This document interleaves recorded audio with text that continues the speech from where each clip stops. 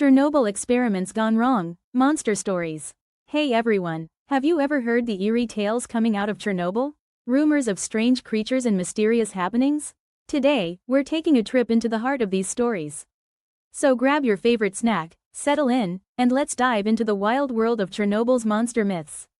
The Chernobyl disaster recap. It's April 26, 1986, in the Soviet Union.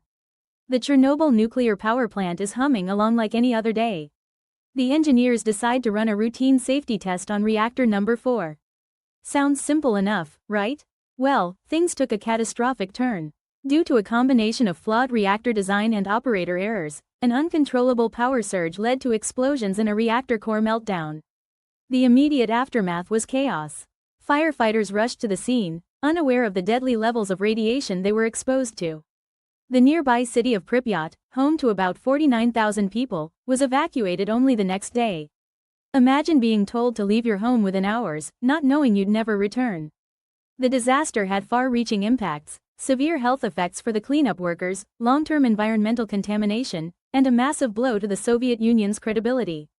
It was, and still is, the worst nuclear disaster in history. The birth of myths and legends. Now, with such a massive event wrapped in government secrecy, it's no wonder people started filling in the blanks with their own stories. The Soviet authorities were tight-lipped, and misinformation was rampant. When facts are scarce, myths flourish. Humans have a knack for storytelling, especially when it comes to the unknown. Tales of strange creatures and unexplained phenomena began circulating. Locals whispered about bizarre sightings, and without social media fact-checking back then, these stories took on a life of their own. Understanding radiation and mutation. So, what's the deal with radiation? Let's break it down in simple terms. Radiation can damage living cells and DNA, leading to mutations. But hold on, before we start picturing giant lizards rampaging through cities, let's get real. Most mutations caused by radiation are harmful at the cellular level and don't result in beneficial or dramatic changes. The idea that exposure turns animals into oversized monsters is more Hollywood than reality. Wildlife in the exclusion zone. Here's where things get fascinating. With humans out of the picture, wildlife started making a comeback in the Chernobyl exclusion zone. Nature hit the reset button. Animals you wouldn't expect to thrive in such a place began to flourish. Wolves, deer, wild boar, bison, and even lynxes roamed freely. The lack of human activity turned the area into a de facto wildlife sanctuary.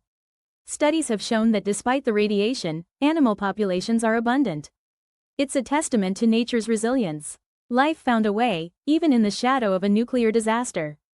The Black Bird of Chernobyl. One of the most enduring legends is the Black Bird of Chernobyl. According to some accounts, workers at the power plant saw a terrifying creature, a large, black, bird-like figure with glowing red eyes, in the days leading up to the disaster. The sightings were said to be an ill omen, warning of the impending catastrophe. Sound familiar? It's eerily similar to the Mothman legend from Point Pleasant, West Virginia. But here's the thing, there's no concrete evidence this creature existed. Giant catfish and other creature tales. Okay, let's talk about those giant catfish. Rumors have circulated about enormous catfish inhabiting the cooling ponds near the reactor. Videos and photos show some pretty big fish, leading people to speculate about radiation-induced gigantism. In reality, catfish can grow quite large under the right conditions. The cooling ponds are off limits to fishing, so these fish live long lives, allowing them to grow bigger than usual. Plus, with fewer predators and ample food, it's a catfish paradise. Other stories tell of mutant wolves or bizarre insects. While radiation has caused some genetic mutations in wildlife, there hasn't been any documented case of monstrous creatures. Most animals appear healthy and behave normally. Radiotrophic fungi and other anomalies.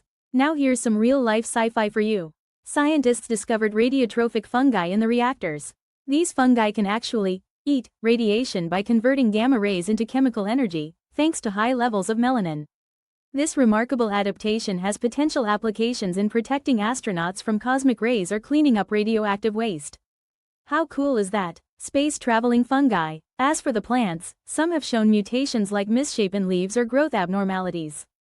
These effects are visible and scientifically documented but don't result in dangerous or aggressive plant life. Media influence and pop culture. Chernobyl has captured the imagination of filmmakers and game developers alike. Ever played Stalker or watched horror movies set in the exclusion zone?